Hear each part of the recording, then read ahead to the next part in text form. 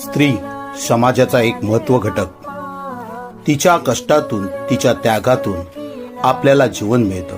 परंतु आजही ती स्त्री अत्याचाराची शिकार होते. घर असो वा बाहेर, कामाच्या ठिकाणी असो वा रस्त्यावर, तिच्या स्वाभिमानाला, तिच्या अस्तित्वाला सतत ठेच लागते. कधी शारीरिक अत्याचार, कधी मानसिक छळ, कधी अपमानास्पद शब्द, हे सगळं तिला सहन करावं लागतं. समाजाच्या प्रगतीत कितीही झाली असली तरी स्त्री विरुद्ध अत्याचार थांबले नाहीये. ती फक्त एक बाई नाही, ती आई आहे, बहीण आहे, पत्नी आहे, मैत्रीण आहे आणि सगळ्यात महत्वाचं म्हणजे ती एक माणूस आहे. ती कणखर आहे, पण ती संवेदनाशील आहे. आता वेळ आली आहे या अत्याचारांच्या विरुद्ध आवाज उठवण्याची. आणि आपल्याला आराध्या बाप्पाची शिकवणही आपल्याला